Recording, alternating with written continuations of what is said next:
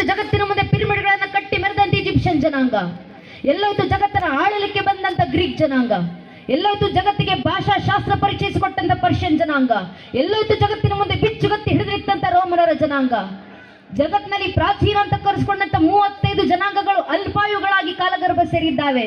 ನಮ್ಮ ಕಣ್ಣು ಮುಂದೆ ಕಾಣ್ತಿರದಂತ 106 ಮತಪಂಥಗಳು ಕಣ್ಮರೆಯಾಗಿ ಹೋಗಿದ್ದಾವೆ. ಯಾಕೆ? ಒಂದೇ ಒಂದು ಕಾರಣ, ತಮ್ಮ ಮೇಲಾದಂತ 10, 20, 40, 50 ವರ್ಷಗಳ ಕಾಲದ ಒಂದೇ ಒಂದು ಪರಕೀಯ ಜನಾಂಗದ ದಾಳಿಯನ್ನು ತಡೆಯುವಷ್ಟು ಸಾಮರ್ಥ್ಯ ಇಲ್ಲದೆ ಆ ಪ್ರಾಚೀನ ಅಂತ ಕರೆಸಿಕೊಂಡಂತ ಜನಾಂಗಗಳೆಲ್ಲ ಮಣ್ಣಲ್ಲಿ ಮಣ್ಣಾಗಿ ಇತಿಹಾಸ ಪುಟಗಳಿಂದ ಅಳಿಸಿ ಹೋದವು. ಆದ್ರೆ ನಮ್ಮ ಸನಾತನ ಹಿಂದೂ ಧರ್ಮದ ಮೇಲೆ 10, 20, 40, 50 ವರ್ಷಗಳ ಕಾಲ ಅಲ್ಲ, ಚರಿತ್ರೆ ಸಾಕ್ಷಿಯಾಗಿ ನಿಂತಿದೆ. 1372ಕ್ಕೂ ಹೆಚ್ಚು ವರ್ಷ ನಿರಂತರ ನಮ್ಮ ಮೇಲೆ ದಾಳಿ ಆಯಿತು.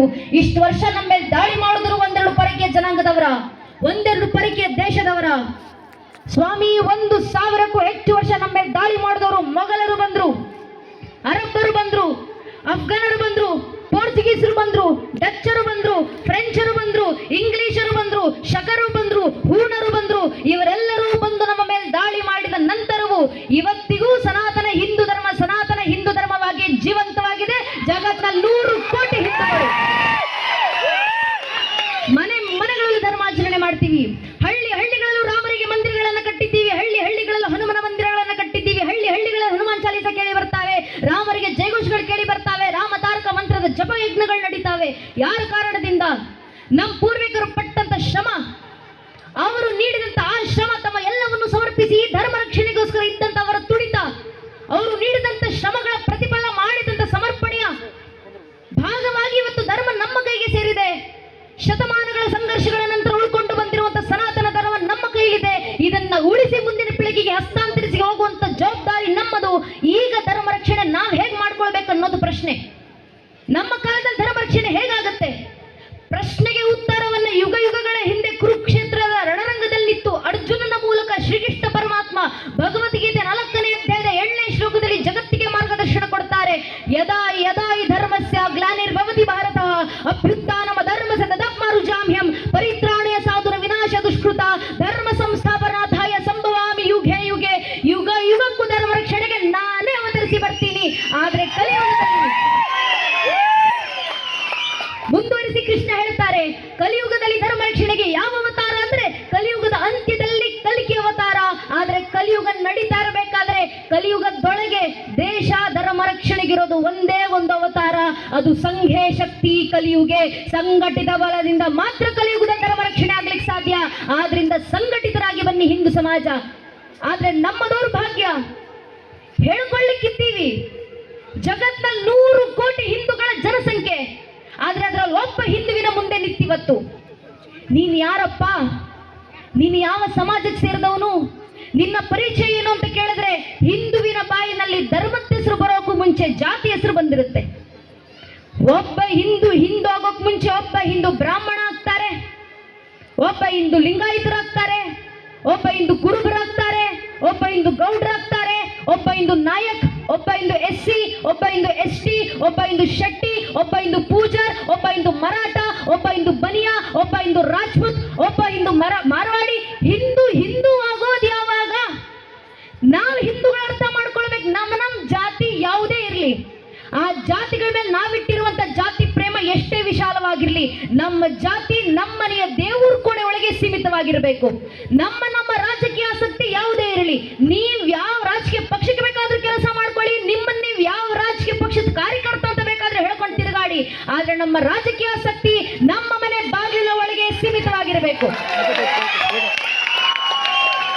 ಪ್ರತಿಯೊಬ್ಬ ಹಿಂದೂ ತನ್ನ ಮನೆಯ ದೇವರ ಕೋಣೆ ದಾಟಿ ಮನೆ ವಸ್ತು ಬಿಟ್ಟು ಹೊರಗೆ ಬರಬೇಕಾದ್ರೆ ಜಾತಿ, ಉಪಜಾತಿ, ಮತ, ಪಂಥ, ಪಂಗಡ, ಕುಲ, ಗೋತ್ರ, ರಾಜಕೀಯ ಆಸಕ್ತಿ, ತತ್ವ, ಸಿದ್ಧಾಂತ ಎಲ್ಲವನ್ನ ಮರೆತು ಹೆಗಲ ಮೇಲೆ ಒಂದು ಕೇಸರಿ ಶಾಲು, ಹಣೆ ಮೇಲೆ ಕೇಸರಿ ತಿಲಕ ಇಟ್ಕೊಂಡು ನಾವೆಲ್ಲ ಹಿಂದೂ, ನಾವೆಲ್ಲ ಒಂದು ಅನ್ನೋ ಭಾವದಲ್ಲಿ ಮನೆ ಬಿಟ್ಟಾಗ ಮಾತ್ರ ನಮ್ಮ ಸನಾತನ ಹಿಂದೂ ಧರ್ಮ ರಕ್ಷಣೆ. ಒಮ್ಮೆ ಹಿಂದೂ ಸಮಾಜ ಈ ರೀತಿ ಸಂಘಟಿತವಾಗಿ ಬನ್ನಿ, ಜಗತ್ತಿನಲ್ಲಿ ಎಂತೆಂಥ ಬದಲಾವಣೆಗಳನ್ನು ತರಬಹುದು. ನಾವು ಬಹಳ ಹಿಂದೆ ಬೇಕಾಗಿಲ್ಲ, ಕೆಲವು ದಶಕಗಳ ಹಿಂದೆ ಸಂಘಟನೆ ಹಿರಿಯರಾದಂತ ಸ್ವರ್ಗೀಯ ಪೂಜ್ಯನೇ ಅಶೋಕ್ ಸಿಂಗಾಜ್ ಅವರು ಇಡೀ ಹಿಂದೂ ಸಮಾಜಕ್ಕೆ ಇದೇ ಮಣ್ಣಿನಿಂದ ಒಂದು ಕರೆಯನ್ನು ಕೊಟ್ಟಿದ್ರು. ಅಶೋಕ್ ಸಿಂಗಾಜ್ ಅವರ ಕರೆ, ರೋಗ रोम रोम में रमे हुए राम के लिए आओ कार सेवको, बनो कार सेवको, गाओ कार सेवको, मिटो कार सेवको। अगर समय पड़े तो अयोध्या में बहती सरयू नदी को अपने लहू से लाल करना पड़े तो डरो न कार सेवको। अर्थात ರೋಮ ರೋಮದಲ್ಲಿ ರಮಿಸಿರುವಂತ ರಾಮರಿಗೋಸ್ಕರ ಬನ್ನಿ ಕಾರ್ಯಸೇವಕರಾಗಿ ಹಿಂದೂಗಳೇ. ಸಮಯ ಬಂದ್ರೆ ಅಯೋಧ್ಯೆಯಲ್ಲಿ ಹರಿತಿರುವಂತ ಸರಿಯು ನದಿಯನ್ನ ನಿಮ್ಮ ರಕ್ತದ ಕಣಗಳಿಂದ ಕೆಂಪಾಗಿಸುವ ಸಂದರ್ಭ ಬಂದ್ರು ಹಿಂಜರಿದಿರಿ ಕಾರ್ಯಸೇವಕರೇ. ಒಂದು ಅಶೋಕ್ ಸಿಂಗಾಲ್ಜಿ ಅವರ ಆ ಕರೆಗೆ ಹೋಗೊಟ್ಟು ನನ್ನ ನಿಮ್ಮ ಹಿರಿಯರು ಲಕ್ಷ ಲಕ್ಷ ಸಂಖ್ಯೆಯಲ್ಲಿ ಸಂಘಟಿತರಾಗಿ ಬಂದ್ರಲ್ಲ, ಬಹಳ ಜನ ತಾಯಿಂದ್ರು ಸೇರಿದ್ದೀರಾ. ತಾಯಿಂದ್ರು ನೆನ್ಪಿಟ್ಕೊಳ್ಬೇಕು, ಅಂದು ರಾಮರ ಕಾರ್ಯಸೇವೆ ಮಾಡ್ಲಿಕ್ಕೆ ಅಯೋಧ್ಯೆಯಲ್ಲಿ ಸಜ್ಜಾಗಿ ಬಂದಂತ 3.5 ಲಕ್ಷ ಜನ ಹಿಂದೂ ಕಾರ್ಯಕರ್ತರಲ್ಲಿ 36,000 ಜನ ತಾಯಿಂದ್ರು ಹೆಣ್ಣು ಮಕ್ಕಳು ಮುಂದೆ ನಿಂತು ರಾಮರಿಗೋಸ್ಕರ ಶ್ರಮಿಸಿದ್ದಾರೆ, ಭಜನೆಗಳನ್ನು ಹಾಡ್ತಾ ಕಾರ್ಯಸೇವೆಯನ್ನ ಮಾಡ್ತಾ. ಆ ತಾಯಿಂದ್ರು ತೋರಿದಂತ ರಾಮ ಭಕ್ತಿ, ನಮ್ಮ ಹಿರಿಯರು ತೋರಿದಂತ ಹನುಮ ಶಕ್ತಿ, ಆ ಸಂಘಟಿತ ಬಲದ ಪರಿಣಾಮ 500 ವರ್ಷಗಳ ಹೋರಾಟದ ನಂತರ 78ಕ್ಕೂ ಹೆಚ್ಚು ಮಹಾಕದನಗಳ ನಂತರ ಸುಮಾರು 3.5 ಲಕ್ಷ ಜನ ಹಿಂದೂ ಕಾರ್ಯಸೇವಕರ ಬಲಿದಾನಗಳ ನಂತರ ಇಂದು ನನಸಾಗಿರುವಂತಹ ಶತಮಾನಗಳ ಕನಸು ನಮ್ಮ ಅಯೋಧ್ಯ ರಾಮಲಲ್ಲಾರ ರಾಮ ಮಂದಿರ. ಇವತ್ತು ರಾಮ ಮಂದಿರದ ಮೇಲೆ ಧರ್ಮಧ್ವಜ ಹಾರಾಡ್ತಿರೋದನ್ನ ಕಣ್ತುಂಬಿಸಿಕೊಳ್ಳೋ ಕಾಲಘಟ್ಟದಲ್ಲಿ ನಮ್ಮ ತಲೆಮಾರು ಬದುಕ್ತಿದೆಯಲ್ಲ. ಈ ಸುಕೃತ ನಮಗೆ ಪ್ರಾಪ್ತಿ ಆಗ್ಲಿಕ್ಕೆ ಯಾರು ಕಾರಣ? ನಮ್ಮ ಪೂರ್ವಿಕರು ತೋರಿದಂತ ಸಂಘಟಿತ ಬಲ ಕಾರಣ. ನಾವು ಇಷ್ಟು ವರ್ಷ ಇದೇ ರೀತಿ ಶೋಭಾಯಾತ್ರೆ ಬರಬೇಕಾದ್ರೆ ಹಾಡುಗಳನ್ನು ಹಾಡ್ಕೊಂಡು ಬರ್ತಿದ್ವಿ. ನಮ್ಮ ಕಾರ್ಯಕರ್ತ ಅಣ್ಣಂದಿರು, ಯುವಕರು ಯುವತಿಯರು ವಾಟ್ಸ್ಆಪ್ ಸ್ಟೇಟಸ್ ಇನ್ಸ್ಟಾ ಸ್ಟೋರಿಗಳಲ್ಲಿ ಹಾಡಿಕೊಂಡು ತಿರುಗಾಡ್ತಾ ಇದ್ರು.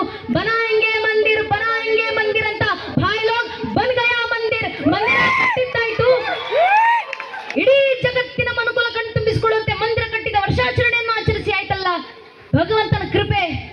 ಇದಕ್ಕೆಲ್ಲ ಕಾರಣವಾದದ್ದು ನಮ್ಮ ಪೂರ್ವಿಕರ ಸಂಘಟಿತ ಬಲ. ಈಗ ಹಿಂದೂ ಸಮಾಜ ರಾಮ ಜನ್ಮಭೂಮಿನಲ್ಲಿ ರಾಮ ಮಂದಿರ ನಿರ್ಮಾಣ ಆಯ್ತಲ್ಲಪ್ಪ, ರಾಮ ಮಂದಿರ ಕಟ್ಟಿದ್ದಾದ ಅಯೋಧ್ಯೆಯಲ್ಲಿ ಧರ್ಮದ ಕೆಲಸ ಮುಗಿತಲ್ವಾ ಅಂತ ಸುಮ್ಮನಾಗೋದಲ್ಲ. ಆಗಿರೋದು ಅಯೋಧ್ಯೆಯಲ್ಲಿ ರಾಮ ಮಂದಿರದ ನಿರ್ಮಾಣ. ಮುಂದೆ ಸಂಘಟನೆ ಹಿರಿಯ ಕರೆ ಕೊಟ್ಟಿದ್ದಾರೆ, ಭಾರತ್ ಕ ಪ್ರತ್ಯೇಕ ಗರ್ ಅಯೋಧ್ಯ ಬನಾಯಂಗೆ. ಅಯೋಧ್ಯೆಯಲ್ಲಿ ಮಂದಿರ ನಿರ್ಮಿಸಿದ್ವಿ, ಮುಂದೆ ಭಾರತದ ಮನೆಗಳನ್ನು ಅಯೋಧ್ಯೆಯನ್ನಾಗಿಸೋದು ನಮ್ಮ ಮುಂದಿನ ಸಂಕಲ್ಪ. ಮನೆಗಳ ಅಯೋಧ್ಯೆ ಆಗೋದಂದ್ರೇನು?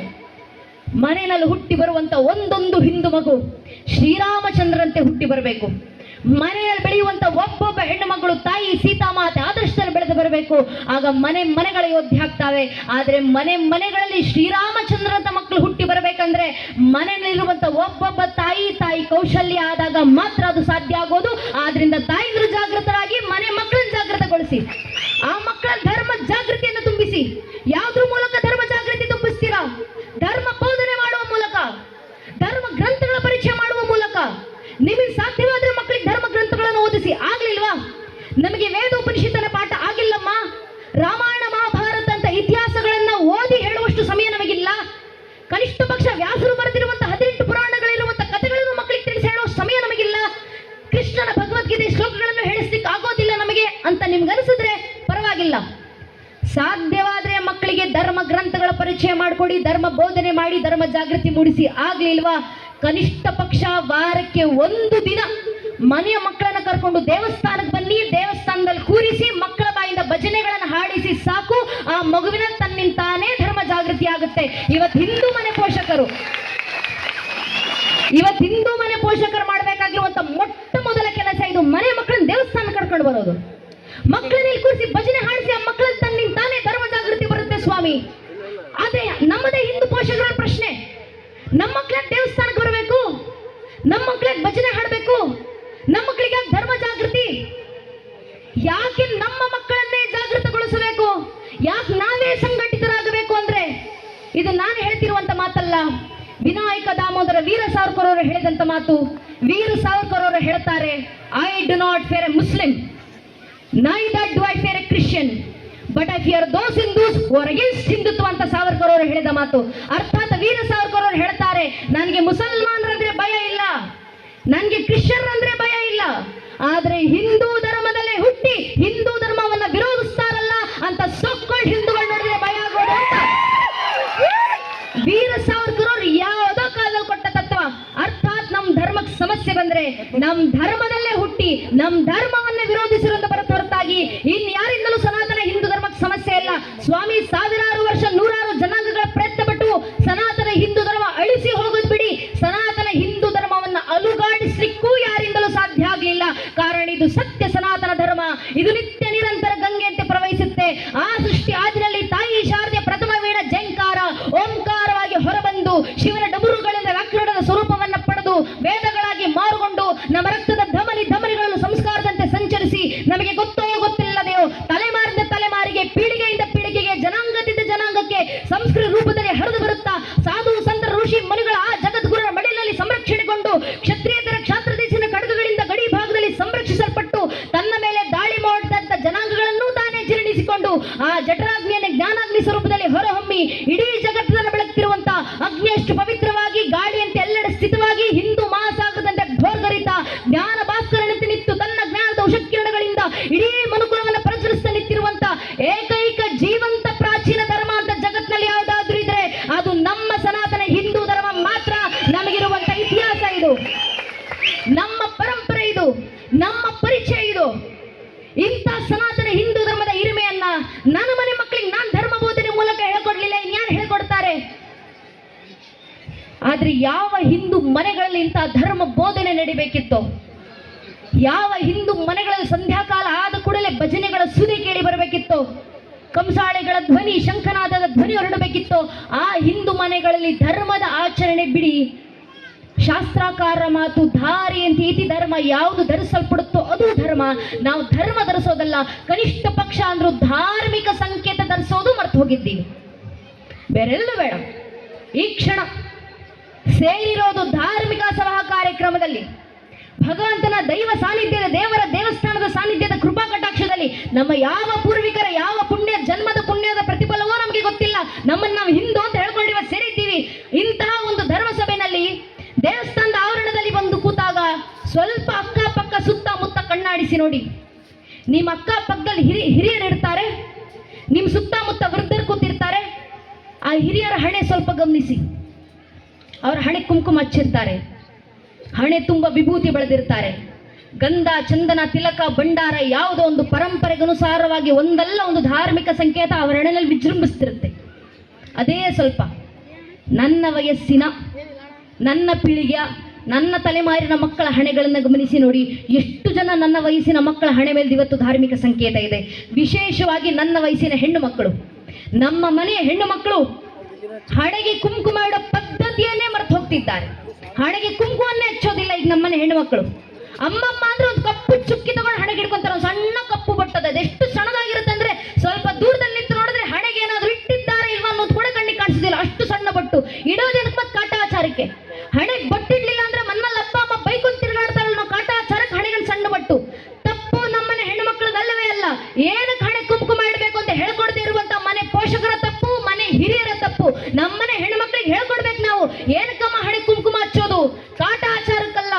ಮಾರ್ಕಂಡ ಋಷಿ ಮುನಿಗಳು ದೇವಿ ಭಾಗವತದಲ್ಲಿ ಬರೀತಾರೆ, ಶುಂಭ ನಿಶುಂಭ ಎಂಬ ಇಬ್ಬರು ರಾಕ್ಷಸರು ತಾಯಿ ಜಗನ್ಮಾತೆಯನ್ನ ಕೆಟ್ಟ ದೃಷ್ಟಿಯಿಂದ ನೋಡಿದಾಗ ತಾಯಿ ಜಗನ್ಮಾತೆ ಖುದ್ದು ಕ್ರೋಧಿತರಾಗಿ ಶಾಂಭವಿ ಅವತಾರನ ತಾಳಿ ನಿಂತು ಶುಂಭ ನಿಶುಂಭರ ಸಂಹಾರವನ್ನ ಮಾಡಿ ಆ ರಾಕ್ಷಸರ ರಕ್ತವನ್ನು ತೆಗೆದುಕೊಂಡು ತಾಯಿ ಜಗನ್ಮಾತೆ ತನ್ನ ಹಣೆಗೆ ಹಚ್ಕೊಂಡ್ರಂತೆ. ಅದರ ಸಂಕೇತವಾಗಿ ನಮ್ಮನೆ ಹೆಣ್ಮಕ್ಳು ಇವತ್ತಿಗೂ ಹಣೆ ಕುಂಕುಮ ಇಡುತ್ತಾರೆ. ಯಾಕೆ? ಎದುರಿಗೆ ಬರುವಂತ ಪುರುಷರಿಗೆ ಎಚ್ಚರಿಕೆಯನ್ನು ನೀಡಲಿಕ್ಕೆ. ಒಂದು, ನಿನ್ನ ನನ್ನ ತಾಯಿ ಸ್ಥಾನದಲ್ಲಿ ಜಗನ್ಮಾತೆ ಸ್ಥಾನದಲ್ಲಿಟ್ಟು ಆರಾಧಿಸು, ಗೌರವಿಸು. ಅಕಸ್ಮಾತ್ ಕೆಟ್ಟ ದೃಷ್ಟಿಯಿಂದ ನೋಡಿದ್ರೆ ಶುಂಭ ನಿಶುಂಭರಿಗೆ ಬಂದ ಪರಿಸ್ಥಿತಿ ನಿನಗೂ ಬರೋದು ಅಂತ ಎಚ್ಚರಿಕೆ ಗಂಟೆ ಕೊಡ್ಲಿಕ್ಕೆ ಹಿಂದೂ ಮನೆ ಒಬ್ಬೊಬ್ಬ ಹಿಂದೂ ಹೆಣ್ಮಗಳು ಜೀವಂತ ದುರ್ಗೆ ಅಂತ ಹಣೆಗೆ ಕುಂಕುಮ ಇಟ್ಟು ಓಡಾಡಬೇಕಂತ ಹಿರಿಯರು ಹಾಕಿಕೊಟ್ಟದ ಪದ್ಧತಿ, ಪರಂಪರೆ. ಮನೆ ಹೆಣ್ಮಕ್ಳು ಮಾತ್ರ ಅಲ್ಲ, ಹೆಣ್ಣು ಮಕ್ಕಳಾಗ್ಲಿ ಗಂಡು ಮಕ್ಕಳಾಗ್ಲಿ ಹಿಂದೂ ಧರ್ಮದಲ್ಲಿ ಹುಟ್ಟಿರುವಂತ ಪ್ರತಿಯೊಬ್ಬ ಹಿಂದೂ ಹಣೆಗೆ ಒಂದಲ್ಲ ಒಂದು ಧಾರ್ಮಿಕ ಸಂಕೇತ ಖಡಾಖಂಡಿತ ಧರಿಸಿರಲೇಬೇಕು. ಯಾಕಂದ್ರೆ ಅದು ನಮ್ಮ ಸ್ವಾಭಿಮಾನದ ಸಂಕೇತ. ಕವಿಗಳು ಹೇಳ್ತಾರಲ್ಲ, ಏ ಹೇ ದೇಖೋ ರಾಜಪುತಾನ ನಾಜಿ ಸೆ ತಲವಾರೋं पे इसने अपना जीवन काटा बर्जी तीर कटारों पे कूद पड़ी थी हजारों पद्मिनी अंगारों पे इस मिट्टी का कण कण के हरा कुर्बानी की गाथा इस मिट्टी से तिलक करो ये धरती है बलिदानों की. ಅರ್ಥಾತ್ ನಮ್ಮ ಮೇಲಾದಂತ ಸಾವಿರಾರು ವರ್ಷಗಳ ದಾಳಿಗಳ ನಂತರವೂ, ನೂರಾರು ಜನಾಂಗಗಳ ಆಕ್ರಮಣಗಳ ನಂತರವೂ, ಅಸಂಖ್ಯ ಕಷ್ಟ ನಷ್ಟಗಳ ನಡುವೆಯೂ ಇವತ್ತಿಗೂ ತಲೆ ಎತ್ತಿ ತಲೆವೆತ್ತಿ ನಿಂತಿರುವಂತ, ಮೃತ್ಯುವನ್ನು ಮಣಿಸಿ ಬದುಕ್ತಿರುವಂತ ಮೃತ್ಯುಂಜಯ ಸನಾತನ ಹಿಂದೂ ಧರ್ಮದ ಪರಂಪರೆ ವಾರಸಾರನಾಗಿ ನಾನೊಬ್ಬ ಹಿಂದೂ ಇವತ್ತಿಗೂ ಜಗತ್ತಿನ ಜೀವಂತ ಇದ್ದೀನಿ ಅಂತ ಮನುಕುಲದ ಮುಂದೆ ಸಾರಿ ಸಾರಿ ಹೇಳ್ಕೊಳ್ಳಿಕ್ಕಿರುವಂತ ಒಂದು ಸ್ವಾಭಿಮಾನದ ಸಂಕೇತ, ಹಣೆಗೆ ಧರಿಸುವಂತ ಧಾರ್ಮಿಕ ಸಂಕೇತ. ಹಿಂದೂ ಧರ್ಮದಲ್ಲಿ ಹುಟ್ಟಿ ನನ್ನ ಧಾರ್ಮಿಕ ಸಂಕೇತ ಸ್ವಾಭಿಮಾನದಿಂದ ನಾನು ಹಣೆಗೆ ಧರಿಸ್ತಿಲ್ಲ, ಇನ್ಯಾರು ಇನ್ಯಾರು ಧರಿಸ್ಕೊಂಡು ಓಡಾಡ್ತಾರೆ? ಹಿಂದೂ ಧರ್ಮದಲ್ಲಿ ಹುಟ್ಟಿ ನನ್ನ ದೇವಸ್ಥಾನಗಳಿಗೆ ನಾನು ಬರಲಿಲ್ಲ, ಇನ್ಯಾರು ಬರ್ತಾರೆ? ಹಿಂದೂ ಧರ್ಮದಲ್ಲಿ ಹುಟ್ಟಿ ಪರಂಪರೆ ರಕ್ಷಣೆ ಮಾಡಿದಂತ ನನ್ನ ಅವಿಚ್ಛಿನ್ನ ಗುರು ಪರಂಪರೆಗೆ ನಾನು ಋಣಿಯಾಗಿ ನಿಲ್ಲಿಲ್ಲ, ಇನ್ಯಾರು ಋಣಿಯಾಗಿ ನಿಲ್ತಾರೆ? ಹಿಂದೂ ಧರ್ಮದಲ್ಲಿ ಹುಟ್ಟಿ ನನ್ನ ಮಠ ಮಂದಿರಗಳಿಗೆ ನಾನು ಸಹಾಯ ಮಾಡಲಿಲ್ಲ, ಇನ್ಯಾರು ಸಹಾಯ ಮಾಡ್ತಾರೆ? ಹಿಂದೂ ಧರ್ಮದಲ್ಲಿ ಹುಟ್ಟಿ ನನ್ನ ಧಾರ್ಮಿಕ ಕ್ಷೇತ್ರಗಳ ಪರವಾಗಿ ನಾನು ನಿಲ್ಲಿಲ್ಲ, ಇನ್ಯಾರು ನಿಲ್ತಾರೆ? ಹಿಂದೂ ಧರ್ಮದಲ್ಲಿ ಹುಟ್ಟಿ ನನ್ನ ಧಾರ್ಮಿಕ ಗ್ರಂಥಗಳನ್ನು ನಾನು ಅಧ್ಯಯನ ಮಾಡಲಿಲ್ಲ, ಇನ್ಯಾರು ಅಧ್ಯಯನ ಮಾಡ್ತಾರೆ? ಹಿಂದೂ ಧರ್ಮದಲ್ಲಿ ಹುಟ್ಟಿ ನನ್ನ ಧಾರ್ಮಿಕ ಜ್ಞಾನ ಪರಂಪರೆ ನಾನು ತಿಳ್ಕೊಳ್ಳಿಲ್ಲ, ಇನ್ಯಾರು ತಿಳ್ಕೊಳ್ತಾರೆ? ಹಿಂದೂ ಧರ್ಮದಲ್ಲಿ ಹುಟ್ಟಿ ನನ್ನ ಸಂಸ್ಕೃತಿ ನಾನು ಬೆಳೆಸಲಿಲ್ಲ, ಇನ್ಯಾರು ಬೆಳೆಸ್ತಾರೆ? ಹಿಂದೂ ಧರ್ಮದಲ್ಲಿ ಹುಟ್ಟಿ ನನ್ನ ಧರ್ಮ ಸಂಸ್ಕಾರ ನನ್ನ ಮನೆ ಮಕ್ಕಳಿಗೆ ನಾನು ಕೊಡ್ಲಿಲ್ಲ, ಇನ್ಯಾರು ಕೊಡ್ತಾರೆ? ಹಿಂದೂ ಧರ್ಮದಲ್ಲಿ ಹುಟ್ಟಿ ನನ್ನ ಭಜನೆಗಳನ್ನು ನಾನು ಹಾಡಲಿಲ್ಲ, ಇನ್ಯಾರು ಹಾಡ್ತಾರೆ? ಹಿಂದೂ ಧರ್ಮದಲ್ಲಿ ಹುಟ್ಟಿ ನನ್ನ ಧಾರ್ಮಿಕ ಸಭೆಗೆ ನಾನು ಬಂದು ಭಾಗವಹಿಸಲಿಲ್ಲ, ಇನ್ಯಾರು ಭಾಗವಹಿಸ್ತಾರೆ? ಹಿಂದೂ ಧರ್ಮದಲ್ಲಿ ಹುಟ್ಟಿ ನನ್ನ ಧರ್ಮದ ಕಾರ್ಯಕ್ಕೆ ನಾನು ಶ್ರಮ ವಹಿಸಿಲ್ಲ, ಇನ್ಯಾರು ಶ್ರಮ ವಹಿಸ್ತಾರೆ? ಹಿಂದೂ ಧರ್ಮದಲ್ಲಿ ಹುಟ್ಟಿ ನನ್ನ ಧರ್ಮದ ಕೆಲಸಕ್ಕೆ ನಾನು ಸಮಯ ಕೊಡಲಿಲ್ಲ, ಇನ್ಯಾರು ಸಮಯ ಕೊಡ್ತಾರೆ? ಹಿಂದೂ ಧರ್ಮದಲ್ಲಿ ಹುಟ್ಟಿ ನನ್ನ ಪರಂಪರೆ ನಾನು ಪ್ರತಿಷ್ಠಾಪನೆ ಮಾಡಿ ಹೋಗಲಿಲ್ಲ, ಇನ್ಯಾರು ಪ್ರತಿಷ್ಠಾಪಿಸ್ತಾರೆ? ಸ್ವಾಮಿ, ಹಿಂದೂ ಧರ್ಮದಲ್ಲಿ ಹಿಂದುವಾಗಿ ಹುಟ್ಟಿ ಹಿಂದೂ ಧರ್ಮ ರಕ್ಷಣೆಗೆ ನಾನು ನೀವುಗಳು ಮುಂದೆ ಬರಲಿಲ್ಲ, ಇನ್ಯಾರು ಮುಂದೆ ಬರ್ತಾರೆ? ಇನ್ಯಾರು ನಮ್ಮ ಪರಂಪರೆ ಉಳಿಸ್ತಾರೆ? ಇನ್ಯಾರು ನಮ್ಮ ಸಂಸ್ಕೃತಿನ ಬೆಳೆಸ್ತಾರೆ? ಬೇರೆ ಯಾರು ಬರೋದಿಲ್ಲ. ಇಲ್ಲಿ ಕೂತಿರುವಂತ ನನ್ನ ನಿಮ್ಮ ಜನ್ಮ ಸಿದ್ಧ ಜವಾಬ್ದಾರಿ ನಮ್ಮ ಪರಂಪರೆ ರಕ್ಷಣೆ. ನಾವೇ ಮುಂದೆ ಬರಬೇಕು, ನಾವೇ ಪರಂಪರೆ ಉಳಿಸಬೇಕು, ನಾವೇ ಉಳಿಸಿ ಮುಂದಿನ ಪೀಳಿಗೆಗೆ ತಲುಪಿಸಬೇಕು. ಈಗ ಹಿಂದೂ ಸಮಾಜ ನಾವ್ಯಾಕೆ ಧರ್ಮಕ್ಕೆ ಶ್ರಮ ಪಡಬೇಕು? ದೇಶ ಧರ್ಮ ಕಟ್ಕೊಂಡು ನನಗೇನು, ನನ್ನ ಮಕ್ಕಳಿಗೇನು? ಧರ್ಮದ ಕೆಲಸ ಅಲ್ವಾ ಸಂಘಟನೆ ಕಾರ್ಯಕರ್ತರು ಮಾಡ್ಕೊಳ್ತಾರೆ ಬಿಡಿ, ದೇಶದ ಕೆಲಸ ಅಲ್ವಾ ಮತ್ತಾರು ಮಾಡ್ಕೊಳ್ತಾರೆ ಬಿಡಿ, ನನ್ನ ಪಾಡಿಗೆ ನನ್ನ ಮನೇಲಿ ಸುಖವಾಗಿದ್ದೀನಲ್ಲ ಅನ್ನೋ ಸ್ವಭಾವ ಹಿಂದೂಗಳಲ್ಲಿ ಬಂತು. ದೇಶ ಧರ್ಮ ಕಟ್ಕೊಂಡು ನನಗೇನಾಗಬೇಕು ಅನ್ನೋ ಆಲೋಚನೆ ಹಿಂದೂ ಸಮಾಜದಲ್ಲಿ ಬಂತು. ಇದೇ ಆಲೋಚನೆ ನಮ್ಮಲ್ಲಿ ಇದ್ದಿದ್ರಿಂದಲೇ 500 ವರ್ಷಗಳ ಹಿಂದೆ ಇದೇ ಹಿಂದೂ ಸಮಾಜ ಜಾವ ಬಿಟ್ಟು ಬರಬೇಕಾದಂತ ಪರಿಸ್ಥಿತಿ ಬಂತು. 300 ವರ್ಷಗಳ ಹಿಂದೆ ಅಫ್ಘಾನಿಸ್ತಾನ ಬಿಟ್ಟು ಬಂದ್ರಿ, 200 ವರ್ಷಗಳ ಹಿಂದೆ ಆಗ್ನೇಯ ಏಷ್ಯಾ ಬಿಟ್ಟು ಬಂದ್ರಿ, 100 ವರ್ಷಗಳ ಹಿಂದೆ ತಕ್ಷಶಿಲಾ ಬಿಟ್ಟು ಬಂದ್ರಿ, 80 ವರ್ಷಗಳ ಹಿಂದೆ ಬರ್ಮಾ ಬಿಟ್ಟು ಬಂದ್ರಿ, 78 ವರ್ಷಗಳ ಹಿಂದೆ ಪಾಕಿಸ್ತಾನ ಬಿಟ್ಟು ಬಂದ್ರಿ, 40 ವರ್ಷಗಳ ಹಿಂದೆ ಬಾಂಗ್ಲಾದೇಶ ಬಿಟ್ಟು ಬಂದ್ರಿ, 30 ವರ್ಷಗಳ ಹಿಂದೆ ಕಾಶ್ಮೀರ ಬಿಟ್ಟು ಬಂದ್ರಿ. ಇಷ್ಟೆಲ್ಲ ಆದ ನಂತರವೂ ಹಿಂದೂ ಸಮಾಜ ಜಾಗೃತವಾಗಲಿಲ್ಲ ಅಂದ್ರೆ ಇನ್ನು 20-25 ವರ್ಷದಲ್ಲಿ ಕೇರಳ ಬಿಡುವಂತ ಪರಿಸ್ಥಿತಿ ಬರುತ್ತೆ, 30-35 ವರ್ಷದಲ್ಲಿ ವೆಸ್ಟ್ ಬೆಂಗಾಲ್ ಬಿಡುವಂತ ಪರಿಸ್ಥಿತಿ ಬರುತ್ತೆ, 40-45 ವರ್ಷದಲ್ಲಿ ಅಸ್ಸಾಂ ಬಿಡುವಂತ ಪರಿಸ್ಥಿತಿ ಬರುತ್ತೆ. ಬಿಟ್ಟು ಎಲ್ಲಿಗೆ ಹೋಗ್ತೀರಾ ಹಿಂದೂ ಸಮಾಜ? ಬೇರೆಲ್ಲ ದೇಶಗಳನ್ನು ಬಿಟ್ಟು ಬರುವ ಪರಿಸ್ಥಿತಿ ಬಂದಾಗ ನಮ್ಮ ದೇಶಕ್ಕೆ ಬಂದ್ರಿ, ನಮ್ಮ ದೇಶದ ಬೇರೆ ಬೇರೆ ರಾಜ್ಯಗಳನ್ನು ಬಿಟ್ಟು ಹೋಗೋ ಪರಿಸ್ಥಿತಿ ಬಂದಾಗ ಮತ್ತೊಂದು ರಾಜ್ಯಕ್ಕೆ ಬಂದು ಆಶ್ರಯ ಪಡೆದ್ರಿ. ಮುಂದೆ ನಮ್ಮ ಪ್ರದೇಶಗಳನ್ನು ಬಿಟ್ಟು ಹೋಗೋ ಪರಿಸ್ಥಿತಿ ಬಂದ್ರೆ ಎಲ್ಲಿಗೆ ಹೋಗ್ತೀರಾ ಹಿಂದೂ ಸಮಾಜ? ಜಗತ್ತಿನಲ್ಲಿರುವಂತ 200 ಕೋಟಿ ಕ್ರೈಸ್ತರ ಬಹುಸಂಖ್ಯಾತರಿರುವಂತ 125 ದೇಶಗಳಿದ್ದಾವೆ, 170 ಕೋಟಿ ಸುನ್ನಿಗಳ ಬಹುಸಂಖ್ಯಾತರಿರುವಂತ 60 ದೇಶಗಳಿದ್ದಾವೆ, 40 ಕೋಟಿ ಶಿಯಾಗಳು ಬಹುಸಂಖ್ಯಾತರಿರುವಂತ 4 ದೇಶಗಳಿದ್ದಾವೆ, 60 ಕೋಟಿ ಬೌದ್ಧರು ಬಹುಸಂಖ್ಯಾತರಿರುವಂತ 6 ದೇಶಗಳಿದ್ದಾವೆ. ಅಷ್ಟೇ ಯಾಕೆ, ಜಗತ್ತಿನಲ್ಲಿ ಒಂದೇ 1 ಕೋಟಿ ಜನಸಂಖ್ಯೆ ಇರುವಂತ ಯಹೂದಿಗಳು ಬಹುಸಂಖ್ಯಾತರಿರುವಂತ ಅವರದೇ ಒಂದು ರಾಷ್ಟ್ರ ಇದೆ, ಇಸ್ರೇಲ್. ಆದ್ರೆ ಜಗತ್ತಿನಲ್ಲಿರುವಂತ 100 ಕೋಟಿ ಹಿಂದೂಗಳಿಗಿರೋದು ಒಂದೇ ಒಂದು ದೇಶ, ಅದು ನನ್ನ ದೇಶ ಭಾರತ ಮಾತ್ರ. ಅರ್ಥಾತ್ ಭಾರತ ಬಿಟ್ಟರೆ ನಮಗೆ ಬೇರೆ ನೆಲೆ ಇಲ್ಲ. ಇದನ್ನೇ ಸಂಘ ಹೇಳ್ತಾ ಬಂದಿರೋದು, ಇದನ್ನೇ ಹಿರಿಯರು ನಮ್ಮ ಗ್ರಂಥಗಳಲ್ಲಿ ಹೇಳಿದ್ದು. ಬೃಹಸ್ಪತಿ ಆಗಮದಲ್ಲಿ ಹಿಮಾಲಯ ಸಮಾರಾಭ್ಯ ಯಾವದಿಂದು ಸರೋವರಂ ತಮ್ ದೇವ ನಿರ್ಮಿತ ದೇಶಂ ಹಿಂದೂಸ್ತಾನಂ ಪ್ರಚಕ್ಷತೆ. ಇಡೀ ಜಗತ್ತಿನ ಯಾವುದಾದ್ರೂ ಒಂದು ಭಾಗದಲ್ಲಿ ಹಿಂದೂ ಧರ್ಮದ ಉದ್ಧಾರ ಆಗ್ಲಿಕ್ಕಿದೆ ಅಂದ್ರೆ ಅದು ದೇವ ನಿರ್ಮಿತವಾದಂತ ಭಾರತ ದೇಶದಲ್ಲಿ ಮಾತ್ರ. ಆ ಕಾರಣಕ್ಕೋಸ್ಕರ ಆದ್ರೂ ದೇಶ ರಕ್ಷಣೆ ಮಾಡ್ಕೊಳ್ಳಿ. ನನ್ನ ಮಕ್ಕಳು ಸುಖವಾಗಿರಬೇಕು, ನನ್ನ ಮೊಮ್ಮಕ್ಕಳು ಸುಖವಾಗಿರಬೇಕು, ನಾನು ಸುರಕ್ಷಿತವಾಗಿರ್ಬೇಕಂದ್ರೆ ನಾನಿರೋ ಮನೆ ಸುರಕ್ಷಿತವಾಗಿರ್ಬೇಕಲ್ವಾ? ನನ್ನ ಮನೆ ಸುರಕ್ಷಿತವಾಗಿರ್ಬೇಕಂದ್ರೆ ನಾನಿರೋ ಗಲ್ಲಿ ಸುರಕ್ಷಿತವಾಗಿರ್ಬೇಕಲ್ವಾ? ನನ್ನ ಗಲ್ಲಿ ಸುರಕ್ಷಿತವಾಗಿರ್ಬೇಕಂದ್ರೆ ನನ್ನ ತಾಲೂಕು ಸುರಕ್ಷಿತವಾಗಿರಬೇಕು, ನನ್ನ ತಾಲೂಕು ಸುರಕ್ಷಿತವಾಗಿರ್ಬೇಕಂದ್ರೆ ನನ್ನ ಜಿಲ್ಲೆ ಸುರಕ್ಷಿತವಾಗಿರಬೇಕು, ನನ್ನ ಜಿಲ್ಲೆ ಸುರಕ್ಷಿತವಾಗಿರ್ಬೇಕಂದ್ರೆ ನನ್ನ ರಾಜ್ಯ ಸುರಕ್ಷಿತವಾಗಿರಬೇಕು, ನನ್ನ ರಾಜ್ಯ ಸುರಕ್ಷಿತವಾಗಿರ್ಬೇಕಂದ್ರೆ ನನ್ನ ದೇಶ ಸುರಕ್ಷಿತವಾಗಿರಬೇಕು, ನನ್ನ ಭಾರತ ದೇಶ ಸುರಕ್ಷಿತವಾಗಿರ್ಬೇಕಂದ್ರೆ ನನ್ನ ದೇಶದ ಮೂಲ ಅಸ್ಮಿತೆ ಮತ್ತು ಅಸ್ತಿತ್ವವಾಗಿರುವಂತ ಸನಾತನ ಹಿಂದೂ ಧರ್ಮದ ರಕ್ಷಣೆ ಆದಾಗ ಮಾತ್ರ ಇವೆಲ್ಲವೂ ರಕ್ಷಣೆ ಆಗ್ಲಿಕ್ಕೆ ಸಾಧ್ಯ. ಇದನ್ನೇ ಸಂಘಟನೆ ಹೇಳಿದ್ದು ಅಖಂಡ ಮಂಡಲಾಕಾರ. ಅಖಂಡ ಮಂಡಲದಲ್ಲಿ ನಾನು ನೀನು ಒಂದು ಬಿಂದುಗಳಷ್ಟೇ. ನಮ್ಮ ವೈಯಕ್ತಿಕ ಸಂರಕ್ಷಣೆ ಆಗಬೇಕಾ? ಮೊದಲು ದೇಶ ಧರ್ಮ ಎಂಬ ಅಖಂಡ ಮಂಡಲದ ಸಂರಕ್ಷಣೆ ಆಗಲಿ, ನಮ್ಮ ರಕ್ಷಣೆ ತಾನೇ ಆಗುತ್ತೆ. ಇದೇ ಸಂಘ 100 ವರ್ಷಗಳ ಕಾಲ ಮಾಡ್ತಾ ಬಂದಿರುವಂತ ಕೆಲಸ. ನಮಗೆ ಪ್ರಶ್ನೆ ಮಾಡ್ತಾರೆ, 100 ವರ್ಷ ಸಂಘ ದೇಶಕ್ಕೆ ಏನು ಕೊಡುಗೆಯನ್ನು ಕೊಟ್ಟಿದೆ?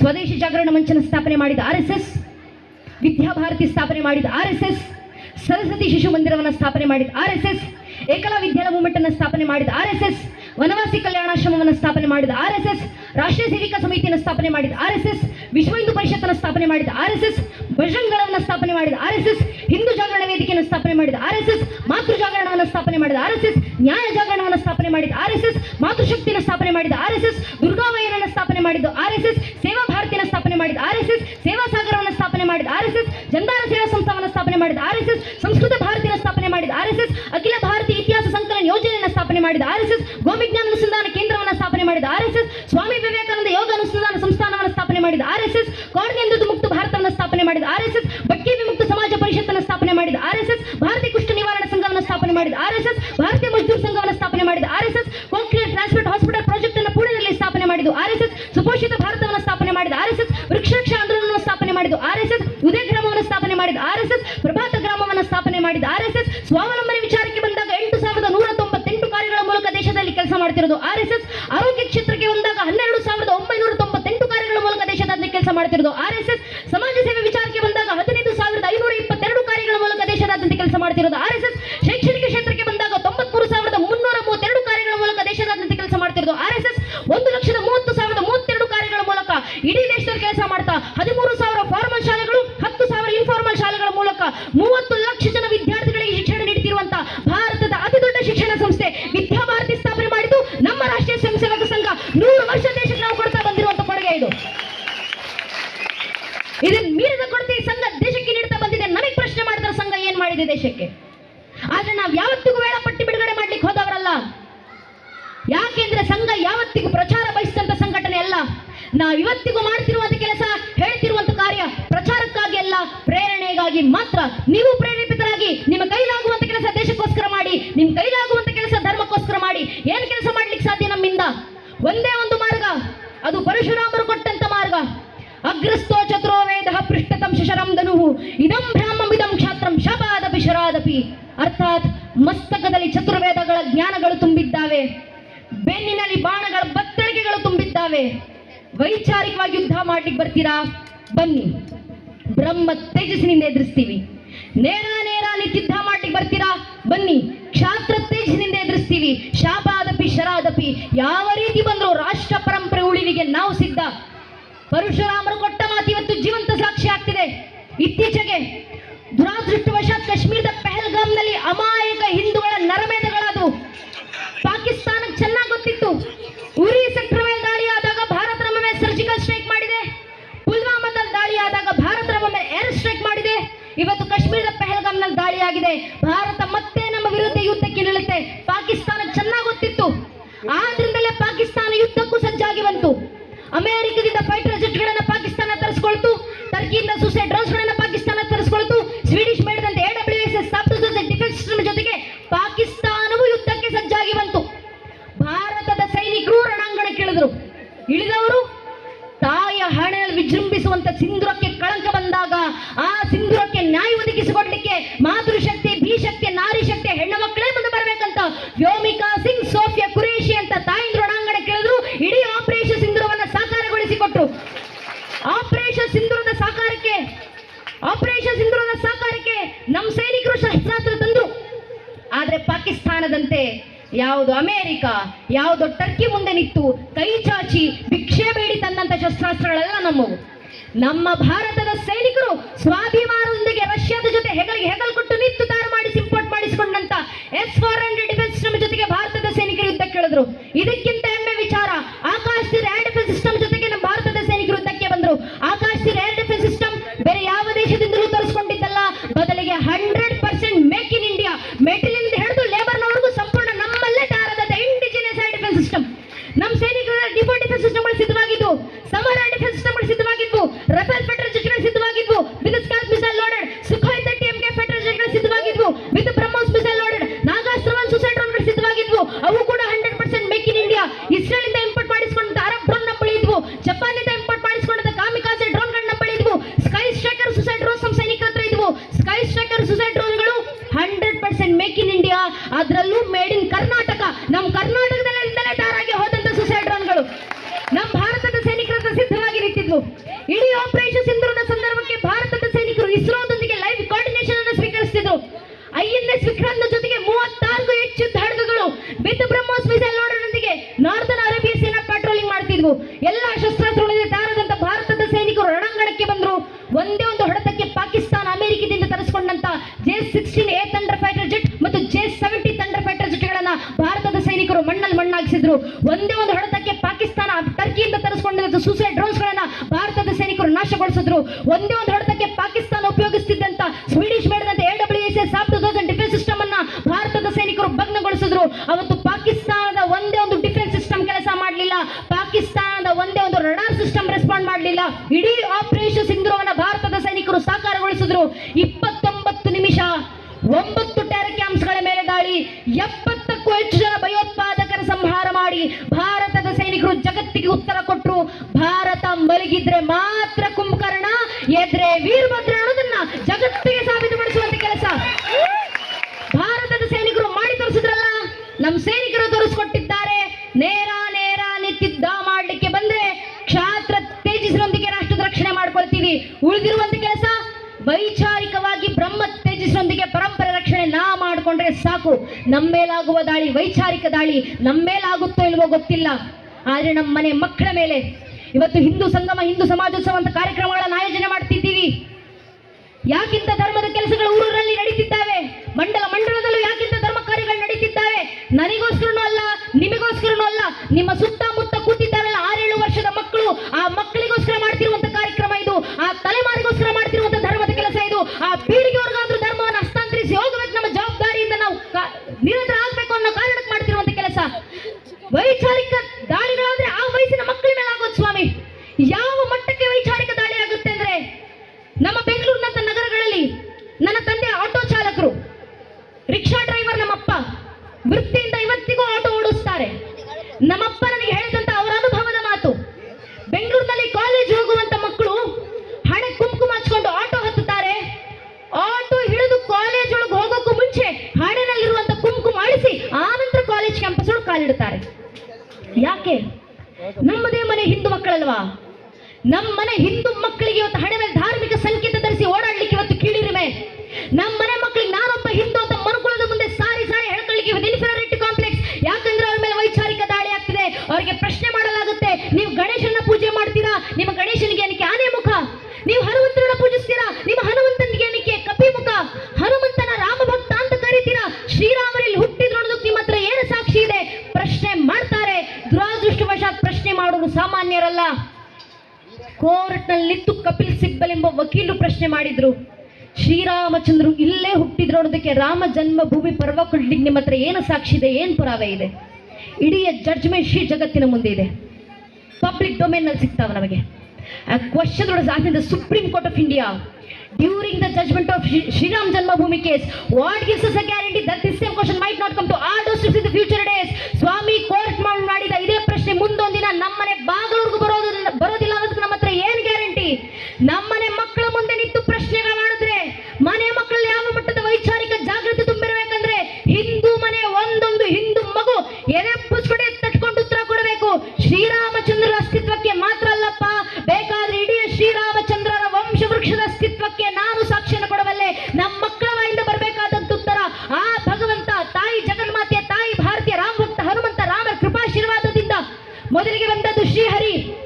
ಶ್ರೀಹರಿಯ ಮಗ ಬ್ರಹ್ಮ, ಬ್ರಹ್ಮನ ಮಗ ಮರೀಚಿ, ಮರೀಚಿ ಮಗ ಕಶ್ಯಪ, ಕಶ್ಯಪನ ಮಗ ಸೂರ್ಯ, ಸೂರ್ಯನ ಮಗ ಮನು, ಮನುವಿನ ಮಗ ಇಕ್ಷ್ವಾಕು, ಇಕ್ಷ್ವಾಕುವಿನ ಮಗ ಕುಕ್ಷಿ, ಕುಕ್ಷ ಮಗ ವಿಕುಕ್ಷಿ, ವಿಕುಕ್ಷ ಮಗ ಬಾಣ, ಬಾಣನ ಮಗ ನರಾರಣ್ಯ, ಅನರಾರಣ್ಯನ ಮಗ ಭೃದು, ಭೃದುವಿನ ಮಗ ತ್ರಿಶಂಕು, ತ್ರಿಶಂಕುನ ಮಗ ದುಂಡುಮಾರ, ದುಂಡುಮಾರನ ಮಗ ಮಾಂಧಾತ, ಮಾಂಧಾತನ ಮಗ ಸುಸಂಧಿ, ಸುಸಂಧಿಯ ಮಗ ಧ್ರುವಸಂಧಿ, ಧ್ರುವಸಂಧಿಯ ಮಗ ಭರತ, ಭರತನ ಮಗ ಅಶೀತ, ಅಶೀತನ ಮಗ ಸಗರ, ಸಗರನ ಮಗ ಅಸಮಂಜಸ, ಅಸಮಂಜಸನ ಮಗ ಅಂಶುಮಂತ, ಅಂಶುಮಂತನ ಮಗ ದಿಲೀಪ, ದಿಲೀಪನ ಮಗ ಭಗೀರಥ, ಭಗೀರಥನ ಮಗ ಕುಕುತ್ಸು, ಕುಕುತ್ಸುವಿನ ಮಗ ರಘು, ರಘುವಿನ ಮಗ ಪ್ರವೃದ್ಧ, ಪ್ರವೃದ್ಧನ ಮಗ ಶಶಂಕು, ಶಶಂಕುವಿನ ಮಗ ಸುದರ್ಶನ್, ಸುದರ್ಶನ ಮಗ ಅಗ್ನಿವರ್ಣ, ಅಗ್ನಿವರ್ಣನ ಮಗ ಶೀಘ್ರವೇದ, ಶೀಘ್ರವೇದನ ಮಗ ಮರು, ಮರುವಿನ ಮಗ ಪ್ರಶಿಷಕ, ಪ್ರಶಿಷಕನ ಮಗ ಅಂಬರೀಷ, ಅಂಬರೀಷನ ಮಗ ನಘೂಷ, ನಘೂಷನ ಮಗ ಯಾತಿ, ಯಾತಿಯ ಮಗ ನಾಭಾಗ, ನಾಭಾಗನ ಮಗ ಅಜ, ಅಜನ ಮಗ ದಶರಥ, ದಶರಥನ ಮಗನೇ ರಘುವಂಶಧರಾಗವ ಪ್ರಭು ಶ್ರೀರಾಮಚಂದ್ರರು ಅಂತ ಹೇಳುವ ಮಟ್ಟಕ್ಕೆ ಮನೆ ಮನೆ ಒಂದೊಂದು ಹಿಂದೂ ಮಗುವಿನಲ್ಲಿ ಇಷ್ಟು ವೈಚಾರಿಕ ಜಾಗೃತಿ ನಾವು ತುಂಬಿಸಿದ್ರೆ ಸಾಕು ನನ್ನ ನೆಚ್ಚಿನ ಬಂಧುಗಳೇ. ಧರ್ಮ ರಕ್ಷಣೆ ಆಯ್ತಂತರ್ಥ, ರಾಷ್ಟ್ರದ ಪರಂಪರೆ ಸುಭದ್ರವಾಯ್ತಂತರ್ಥ. ಇಷ್ಟೇ ನಮ್ಮ ಜವಾಬ್ದಾರಿ. ನಮ್ಮ ಕೈಲಾಗುವಂತ ಕೆಲಸ ದೇಶ ಜಾಗೃತಿಗೆ. ನಿಮಗೆ ಮಾತಾಡ್ಲಿಕ್ಕಾಗತ್ತಾ? ಮಾತಾಡಿ ಸ್ವಾಮಿ. ಮನೆಯಲ್ಲಿ ಮಾತಾಡಿ, ಮನೆ ಮಕ್ಕಳ ಜೊತೆ ಮಾತಾಡಿ, ಕುಟುಂಬಸ್ಥರ ಜೊತೆ ಮಾತಾಡಿ, ಧರ್ಮ ಜಾಗೃತಿ ಮೂಡಿಸಿ. ಹಾಡಾಡ್ಲಿಕ್ಕಾಗತ್ತಾ? ದೇಶಭಕ್ತಿ ಗೀತೆಗಳನ್ನು ಹಾಡಿ, ಭಕ್ತಿ ಗೀತೆಗಳನ್ನು ಹಾಡಿ, ಶರಣರ ವಚನಗಳನ್ನು ಹೇಳಿ, ದಾಸರ ಕೀರ್ತನೆಗಳನ್ನು ಹಾಡಿ, ಭಗವದ್ಗೀತೆ ಶ್ಲೋಕ ವೇದ ಮಂತ್ರಗಳನ್ನು ಪಠಿಸಿ ಧರ್ಮ ಜಾಗೃತಿ ಮೂಡಿಸಿ. ಬರೀಲಿಕ್ಕಾಗತ್ತಾ?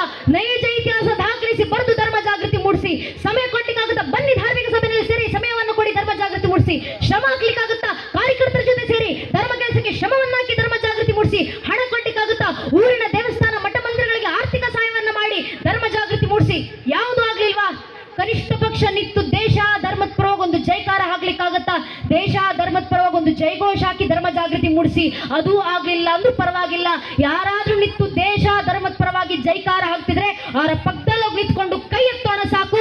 ನಾವು ದೇಶ ಧರ್ಮಕ್ಕೆ ಕೊಡುವಂತ ಕೊಡುಗೆ ಇಷ್ಟೇ. ಇಷ್ಟನ್ನು ಒಬ್ಬೊಬ್ಬ ಹಿಂದೂ ಮಾಡಿದ್ರೆ ಸಾಕು. ಒಬ್ಬೊಬ್ಬ ಹಿಂದೂ ಜನ್ಮ ಸಿದ್ಧ ಜವಾಬ್ದಾರಿ ಅಂತ ಈ ಜವಾಬ್ದಾರಿ ಪಾಲಿಸಿದ್ರೆ ಸಾಕು. ಧರ್ಮ ಜಾಗೃತಿ ತನ್ನಿಂದ ತಾನೇ ಆಗುತ್ತೆ.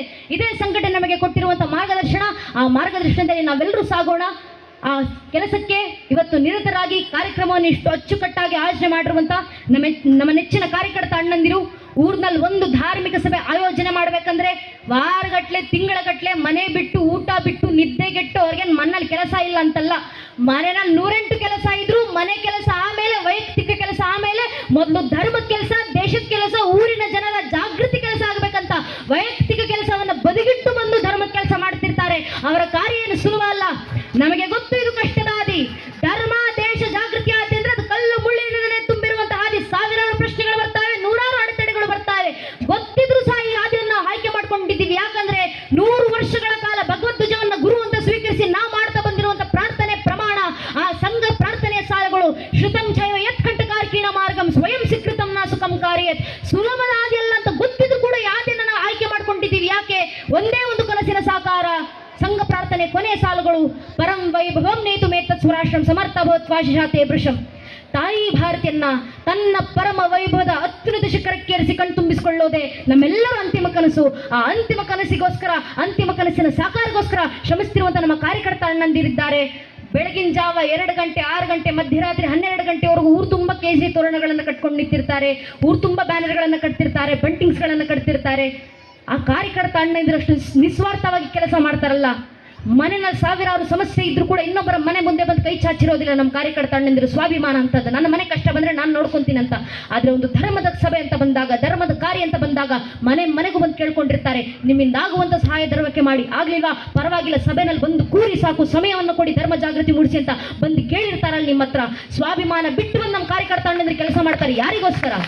ಸ್ವಾರ್ಥಕ್ಕೋಸ್ಕರವ? ನಮಗೆ ಹೆಸರು ಸಿಗುತ್ತೆ ಅಂತ ಅಲ್ಲ. ನನ್ನ ಮನೆ ಮುಂದೆ ಇರುವಂತ ತುಳಸಿ ಕಟ್ಟೆ ರಕ್ಷಣೆ ಆಗ್ಲಿ, ನನ್ನ ಮನೆ ಜಗಲಿ ಮೇಲೆ ಇರುವಂತ ದೇವರ ಮೂರ್ತಿಗಳ ರಕ್ಷಣೆ ಆಗ್ಲಿ, ನನ್ನ ಮನೆ ಹಿತ್ತಲಿರುವಂತ ಗೋಮಾತೆ ರಕ್ಷಣೆ ಆಗ್ಲಿ, ನಮ್ಮ ದೇವಸ್ಥಾನಗಳ ಪರಂಪರೆ ಉಳಿಲಿ ಅಂತ ತಮ್ಮ ಸ್ವಾಭಿಮಾನ ಸಮಯ ಎಲ್ಲವನ್ನ ಪಕ್ಕಕ್ಕಿಟ್ಟು ಒಂದು ಧರ್ಮ ಕೆಲಸ ಮಾಡ್ತಿರ್ತಾರಲ್ಲ, ಅಂತ ನಿಸ್ವಾರ್ಥ ಸೇವೆ ಮಾಡ್ತಿರುವಂತ ಕಾರ್ಯಕರ್ತ ಅಣ್ಣಂದ್ರಿಗೆ ನಾವು ಏನ್ ಗೌರವ ಸಲ್ಲಿಸ್ಲಿಕ್ಕೆ ಸಾಧ್ಯ? ಸೇರಿರುವಂತ ಸಾವಿರಾರು ಜನ ಹಿಂದೂ ಬಾಂಧವರಲ್ಲಿ ಕೈ ಮುಗಿದು ವಿನಂತಿ, ದಯವಿಟ್ಟು ಕಾರ್ಯಕ್ರಮ ಮುಗಿಸ್ಕೊಂಡು ವಾಪಸ್ ಹೋಗೋಕೆ ಮುಂಚೆ ನಿಮ್ಮ ಸುತ್ತಮುತ್ತ ಹೆಗಲ ಮೇಲೆ ಕೇಸರಿ ಶಲ್ಯ ಹಾಕೊಂಡು ನಿಂತಿರುವಂತ ನಮ್ಮ ಕಾರ್ಯಕರ್ತ ಅಣ್ಣಂದಿರಿದ್ದಾರೆ. ದಯವಿಟ್ಟು ಹಿಂದೂ ಬಾಂಧವರು ನಮ್ಮ ಕಾರ್ಯಕರ್ತ ಅಣ್ಣಂದಿರ ಹತ್ರ ಹೋಗಿ ಅವರ ಹೆಗಲ್ ತಟ್ಟಿ, ನಿನ್ನ ಮನೆಯ ವೈಯಕ್ತಿಕ ಕೆಲಸವನ್ನ ಬದಿಗಿಟ್ಟು ಬಂದು ದೇಶ ಧರ್ಮದ ಕೆಲಸ ಮಾಡ್ತಿದ್ಯಲ್ಲಪ್ಪ, ನಿನ್ನ ನೋಡಿದ್ರೆ ಹೆಮ್ಮೆ ಅನಿಸುತ್ತೆ ಅಂತ ಆ ಕಾರ್ಯಕರ್ತ ಅಣ್ಣಂದ್ರೆ ಹೆಗಲ್ ತಟ್ಟಿ ಶಬಾಷ್ ಅಂತ ಹೇಳಿ ಹೋಗಿ ಸಾಕು. ನಮ್ಮ ಕಾರ್ಯಕರ್ತ ಅಣ್ಣಂದರಿಗೆ ನಾವು ಕೊಡುವ ಗೌರವ ಇದೆ. ಶಾಸ್ತ್ರಾಕಾರ ನಮಗೆ ಕೊಟ್ಟಂತ ಮಾರ್ಗದರ್ಶನ, ಧರ್ಮೋ ರಕ್ಷತಿ ರಕ್ಷಿತಃ. ಯಾರು ಧರ್ಮ ರಕ್ಷಣೆ ಮಾಡ್ತಾರೋ ಅವರ ರಕ್ಷಣೆಗೆ ಧರ್ಮವೇ ನಿಂತಿರುತ್ತೆ. ಆದ್ರಿಂದ ಧರ್ಮದ ಕೆಲಸ ಮಾಡ್ತಿರುವಂತ ದೇವಸ್ಥಾನ, ಮಠ, ಮಂದಿರ, ದೇಶ ಧರ್ಮದ ಕೆಲಸ ಮಾಡ್ತಿರುವಂತ ನಮ್ಮ ಕಾರ್ಯಕರ್ತ ಅಣ್ಣಂದಿರ ರಕ್ಷಣೆಗೆ ನಿಲ್ಲುವ ಜವಾಬ್ದಾರಿ ಹಿಂದೂ ಧರ್ಮದಲ್ಲಿ ಹುಟ್ಟಿರುವಂತ ನಾವೆಲ್ಲ ಹಿಂದೂ ಬಾಂಧವರದು. ಅವರ ಬೆನ್ನಿಗೆ ಬೆನ್ನೆಲುವಾಗಿ ನಿಂತು ಬೆಂಬಲ ಸೂಚಿಸುವಂತ ಕೆಲಸ ನಾವೆಲ್ಲರೂ ಮಾಡೋಣ ಅಂತ ತಮ್ಮಲ್ಲಿ ಕೇಳ್ಕೊಳ್ತಾ, ಕಾರ್ಯಕ್ರಮವನ್ನು ಇಷ್ಟು ಅಚ್ಚುಕಟ್ಟಾಗಿ ಆಯೋಜನೆ ಮಾಡಿರುವಂತ ನೆಚ್ಚಿನ ಸಂಘಟನೆ ಕಾರ್ಯಕರ್ತ ಅಣ್ಣಂದಿರಿಗೆ ಶತ ನಮನಗಳನ್ನು ಸಲ್ಲಿಸ್ತಾ, ವಿಶೇಷವಾಗಿ ತಾವು ಬರೋದಷ್ಟೇ ಅಲ್ಲದೆ ಮನೆ ಮಕ್ಕಳನ್ನ ಕರ್ಕೊಂಡು ಬಂದು ಕುಟುಂಬ ಸಮೇತರಾಗಿ ಮನೆಯವರ ಜೊತೆಗೆ ಬಂದು ಕಾರ್ಯಕ್ರಮದಲ್ಲಿ ಕೂತು ಧರ್ಮ ಜಾಗೃತಿಯನ್ನು ಕುಟುಂಬದಲ್ಲಿ ಮೂಡಿಸ್ತಿರುವಂತ ನೆಚ್ಚಿನ ಸಹಸ್ರಾರು ಸಂಖ್ಯೆ ತಾಯಿಯರಿಗೆ ಶತ ನಮನಗಳನ್ನು ಸಲ್ಲಿಸ್ತಾ, ಗುರು ಮಹಾರಾಜು ಶಾರದಾ ಮಾತೆ ನನಗೆ ಹಾಡಿಸಿರುವಂತೆ ಹೇಳಿಸಿರುವಂತ 2 ಮಾತನ್ನು ಕೇಳಿಸ್ಕೊಂಡಂತ ಪರಂಪೂಜಿನಿ ದಿವ್ಯತ್ರಿಯರಿಗೆ, ವಿದ್ವತ್ ಗಣ್ಯರಿಗೆ, ದೇಶಭಕ್ತ ಬಾಂಧವರಿಗೆ, ಮಾತಾ ಭಗಿನಿಯರಿಗೆ, ಅಕ್ಕ ಅಣ್ಣಂದಿರಿಗೆ, ಇಡೀ ಕಾರ್ಯಕ್ರಮದಲ್ಲಿ ನಮಗೆ ಸಹಕಾರ ನೀಡಿರುವಂಥ ಆರಕ್ಷಕ ಬಂಧುಗಳಿಗೆ, ಪತ್ರಕರ್ತ ಬಾಂಧವರಿಗೆ ಹಾಗೂ ಎಲ್ಲ ಹಿರಿಯರ ಪಾದಗಳಿಗೆ ಮತ್ತೊಮ್ಮೆ ನನ್ನ ಹಣೆ ಹೆಚ್ಚು ನಮಸ್ಕರಿಸ್ತೇನೆ. ನನ್ನ ನೆಚ್ಚಿನ ಬಂಧುಗಳೇ, ಈಗ ಎಲ್ಲರೂ ಮೇ ಜೈಕಾರ ಹಾಕ್ಬಿಡೋಣ. ಸುತ್ತಮುತ್ತ ಇರುವಂತ ಸಮಸ್ತ ಹಿಂದೂ ಬಾಂಧವರು ಎರಡೂ ಕೆಗಳನ್ನು ಗಾಳಿನ ತೂರ್ತಾ ಉಚ್ಚಕಟ್ಟಿನ ಭಾರತ್ ಮಾತಾ ಜೊತೆ ಜಯಘೋಷ ಹಾಕಿ ಭಾರತ್ ಮಾತಾ ಕೀ, ಭಾರತ್ ಮಾತಾ ಕೀ, ವಂದೇ ಜೈ ಶ್ರೀರಾಮ್, ನಮ ಪಾರ್ವತಿ ಪತಯೇ ಹರ ಹರ. ಜೈ ಹಿಂದ್, ವಂದೇ ಮಾತರಂ. ಹರಿ ಓಂ ತತ್ ಸತ್. ಶ್ರೀರಾಮಕೃಷ್ಣ.